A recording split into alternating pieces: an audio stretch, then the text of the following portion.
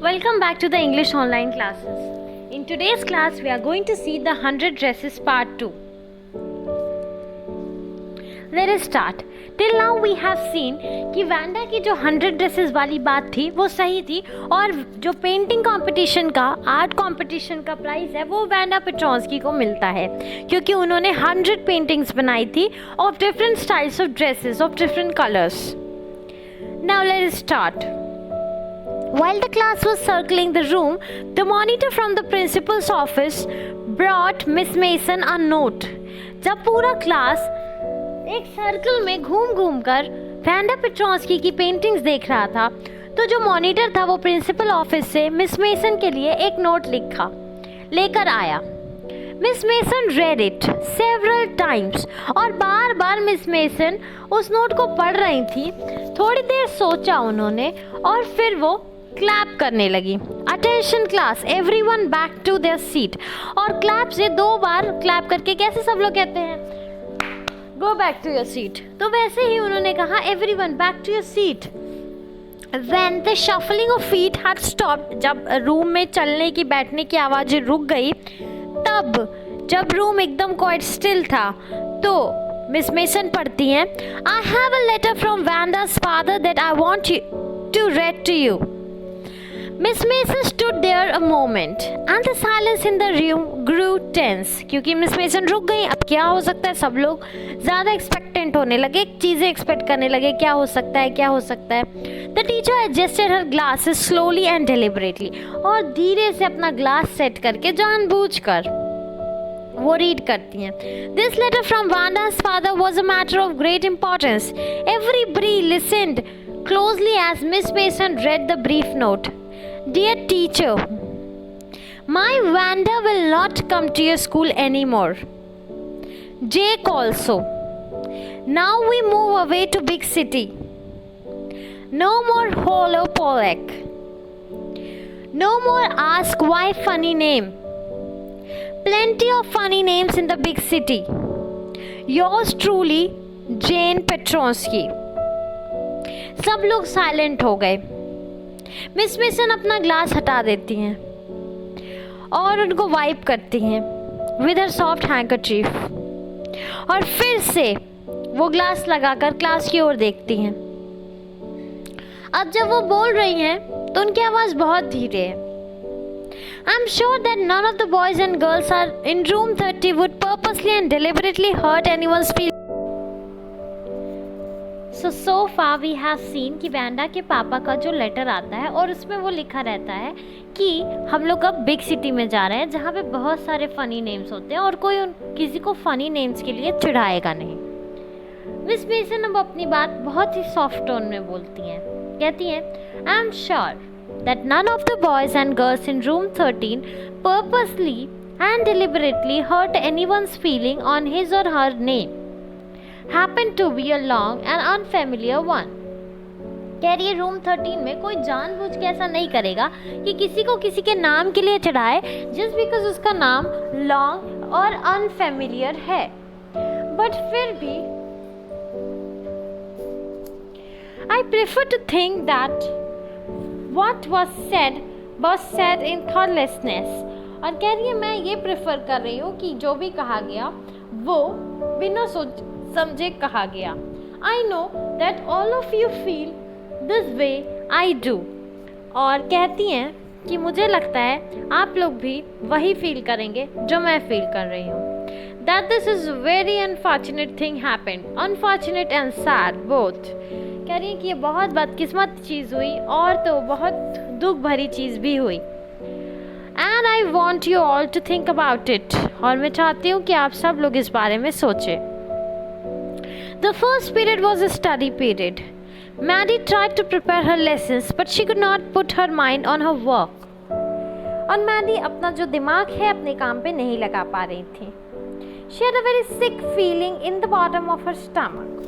और कहीं ना कहीं उनको बहुत बुरी वाली फीलिंग आ रही थी. True, she had not enjoyed listening to Peggy ask Wanda how many dresses had in her closet, but she had said nothing. और ये फर्स्ट पार्ट में भी बताया गया है कि मैडी को ये पसंद नहीं था और वो रोकना चाहती थी पर रोक नहीं पाई पैगी को कभी, क्योंकि वो पैगी की फ्रेंडशिप नहीं खोना चाहती थी. She had stood by silently and that was just as bad as Peggy has done. और मैडी ये सोचती है कि चुपचाप वो सब होते देखना भी उतना ही बुरा था जितना पैगी ने किया था. At least Peggy hadn't considered they were being mean, but she, Maddie, had thought they were doing wrong. She could put herself in Vanda's shoes. और वो सोचती है कि वो वर्स था, वो कावर्ड थी, डरपोक थी. At least मैगी ये तो नहीं कंसिडर कर रही थी कि वो लोग मीन थे, बट मैडी तो सब सोच रही थी. अपने आप को वांडा के शूज में रख के देख भी लिया था, फिर भी नहीं रोका. Goodness, wasn't there anything she could do? और अब सोचती है कि ऐसा कुछ नहीं था जो वो कर सकती. If only she could tell Wanda she hadn't ever hurt her feelings. She hadn't meant. कभी वो ये करना नहीं चाहती थी. She turned around and stole a glance at Peggy, but Peggy did not look up. और एक बार पलट के देखती हैं पर Peggy ऊपर नहीं देखती हैं. She seemed to be studying hard. Well, whether Peggy felt badly or not, Maddie, had to do something. पर Maddie सोच ली थी कि कुछ तो करना है. Maybe she had not moved yet. और वो वांडा को खोजना चाहती थी अगर वो नहीं गई हो तो. Maybe Peggy would climb heights with her and then they would tell Wanda that she had won the contest and they thought she was smart and the 100 dresses were beautiful. और वो ये सब प्लान कर लेती हैं कि हो सकता है पैगी मेरे साथ जाए बॉगिंग हाइट्स तक और वहाँ पे हम जाकर उनको बता पाएँ कि वो बहुत स्मार्ट थी और जो 100 ड्रेसेस थे बहुत ब्यूटीफुल थे. When school had dismissed in the afternoon, Peggy said with her pretended casualness, आराम से casually बोलती है, "Hey, let's go and see if that kid has left town or not." So Peggy had the same idea. Maddie glowed. Peg was really all right. और Peggy को भी यही था कि जाकर एक बार देख लेते हैं. अगर वो ना गई हो तो उससे बात कर लेते हैं. और वो दोनों जल्दी जल्दी वॉकिंग हाइट्स तक गई. वो पार्ट ऑफ टाउन जो एक फॉरबिडिंग एयर था जहाँ पे डैम्प था, ड्रिजली था, डिस्मल था, मतलब वेट और सैड एटमॉस्फेयर था, गरीब लोग थे. Well, at least, said Peggy gruffly, I never did call her a foreigner to make fun of her name. I never thought she had the sense to know we were making fun of her anyway. I thought she had too dumb and gee, look how she can draw. मुझे तो लगता था कभी वो समझ ही नहीं पाई कि हम उसका मजाक उड़ा रहे हैं, पर देखो कैसी पेंटिंग्स बनाई है. मैडी तो कुछ बोल ही नहीं पा रही थी, सिर्फ ये होप था कि वो लोग वांडा को खोज लें. She wanted to tell her that they were sorry they had picked on her and how wonderful the whole school thought she was. यही सब बताना चाहती थी.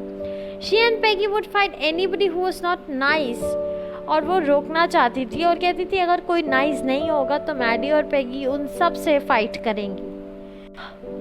The two girls hurried on. They hoped to get a top on the hill before dark. और जल्दी से वो लोग पहुंचना चाहती थी. I think that's where Petronskis live, said Maddie, pointing to a little white house. Wisp of old grass stuck up here and there along the pathway like little kittens. The house and its sparse little yard looked shabby but clean. थोड़ा सा डल था but clean था.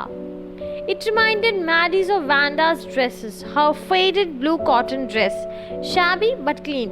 पुराना था, डल था but साफ सुथरा था.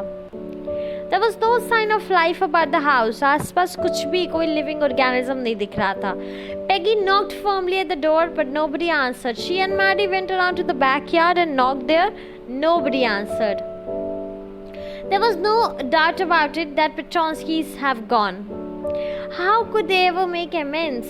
कह रही कभी अगर उनको सॉरी बोलना था, कुछ अच्छा कहना था तो वो कैसे कभी कह सकती थी. They turned slowly and made their way back down the hill. Well, anyway, said Peggy, she's gone. So what can we do? Besides, when I was asking her about all her dresses, she probably was getting good ideas for her drawing. She might not have even won the contest otherwise. तो पैगी अपने आप को भी संतुष्टि दे रही है और Maddie को भी कहती है कि हमने इतना ही बुरा नहीं किया, अब गई तो गई। और दूसरा, हम रोज़ जो उससे पूछते थे उसी टाइम उसको रोज़ नए नए आइडियाज़ मिलते थे ड्रेसेस के, और वो कॉन्टेस्ट भी ना जीत पाती अगर हमने उससे इतनी बार पूछा ना होता। और मैडी ने ये आइडिया एकदम अच्छे से अपने दिमाग में बैठा लिया। For if there were anything in it, she would not have to feel so badly. और अगर सच में ऐसा था तो उसको इतना बुरा फील करने की ज़रूरत नहीं थी। उस रात वो सो नहीं पाई। वैंडा और उसकी फेडेड ब्लू ड्रेस और उनके छोटे से घर के बारे में सोचती रही। And she thought of the glowing picture of those 100 dresses she made all lined up in the classroom. At last, Maddie sat up in her bed and pressed her forehead tight in her hands and really thought. This was the hardest thinking she had ever done. After a long, long time, she reached an important conclusion. She was never going to stand by and say nothing again. और ये conclusion क्या कि कभी वो किसी के साथ किसी गलत में नहीं खड़ी होंगी चुपचाप. If she ever heard anybody picking on someone, किसी का मजाक उड़ाया, किसी को unkindly treat किया because their names were funny या फिर वो अच्छे नहीं दिख रहे हैं या उनका name strange था, वो बोलेगी. Even if meant losing Peggy's friendship, अगर उसके लिए उसको Peggy का friendship भी खोना पड़े तो she was ready. She had made no way of making things right with Wanda, but now on she would make anybody else that unhappy again. किसी और को इतना दुखी कभी नहीं करेगी. On Saturday, Maddie spent her afternoon with Peggy. They were writing a letter to Wanda Petronsky. It was just a friendly letter telling about the contest and telling about what Wanda had won. They told her now about her pretty drawings, how pretty they were. And they asked her if she liked where she was living और यही सब कि उसके नए teachers कैसे हैं, यही सब फ्रेंडली लेटर में लिखती है. और कि वो लोग सॉरी बोलना चाहते थे, ऐसा कहना चाहते थे, पर उन्होंने बस फ्रेंडली वे में लिख कर छोड़ दिया. The kind they would have written to any good friend. They signed it with lots of X for love. They mailed the letter to Boggins Heights, writing please forward on the envelope. Days passed and there was no answer. But the letter did not come back, so maybe Wanda के पास वो पहुंच गया हो. Perhaps वो इतनी गुस्से में हो, इतनी हर्ट हुई हो कि वो कुछ बोलना ही ना चाहती हो. हफ्ते बीत गए, वांडा का कोई आंसर नहीं थी. पैगी तो वो होल बिजनेस भूल भी रही थी. Maddie herself to sleep at night making speeches. रात को वो स्पीचेस बनाती थी about Wanda, defending her from the crowds, सबसे बचाते हुए. How many dresses have you got? And before Wanda could press her lips together in a tight line, the way she did before answering, Maddie would cry out. She would shout, stop. And then everybody would feel ashamed. अब Christmas time आ गया था. There was snow on the ground. Christmas bell, a small tree. On the last day of school before holiday, the teacher showed up a letter she had received that morning. You remember Wanda Petronsky? The gifted little artist who won the drawing competition. एक दिन था जब teacher के हाथ आया फिर से एक लेटर, और इस बार लेटर वैंडा पेट्रॉन्स्की का था. फिर से पूरी क्लास इंटरेस्ट के साथ बैठ गई इंटेंटली सुनने के लिए. Dear Miss Mason, how are you and room 13? Please tell the girls they can keep those 100 dresses because in my new house I have 100 new ones all lined up in my closet. फिर से वही बोला.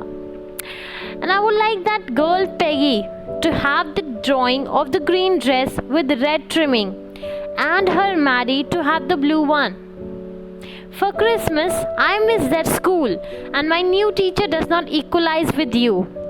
Merry Christmas to you and everybody.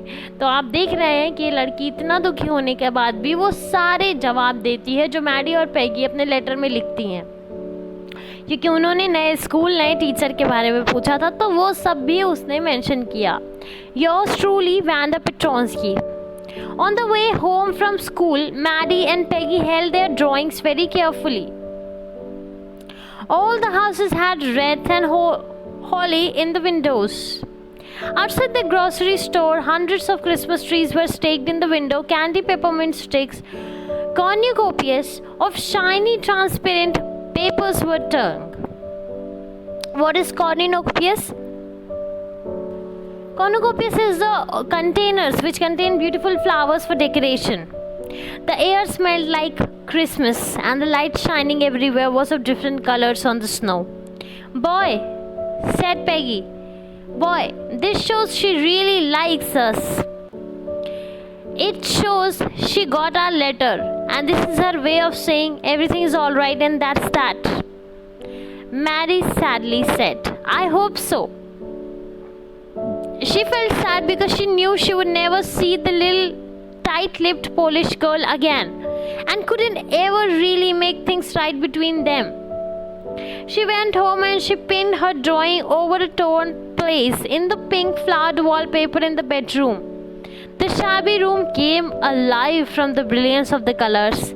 Maddie sat down on her bed, looked at the drawing. She had stood by and said nothing, but Wanda had nice to her anyway. इतने सब के बाद भी Wanda ने उसको एक ऐसी painting दी जिसके ब्राइट कलर्स थे, और जो अपने रूम में टांग कर अपने रूम की, जो कि खुद भी गरीब थी मैडी, अपने रूम को ही ब्राइट बना लिया.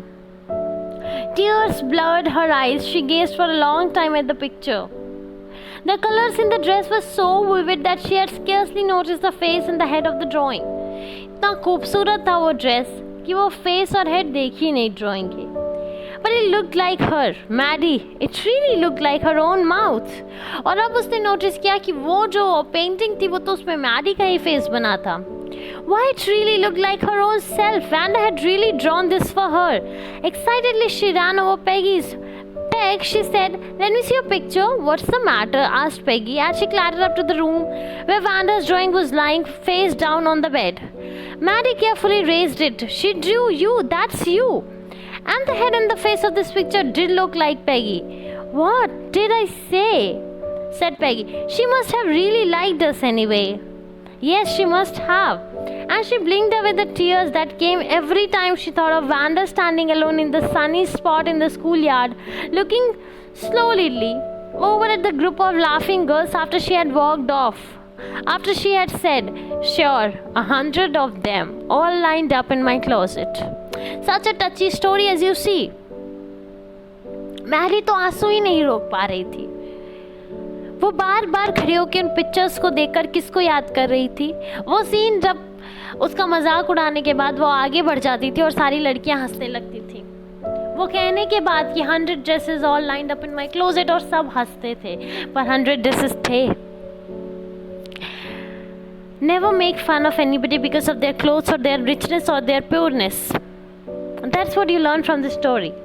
That's all for this video. Thank you. Have a good day.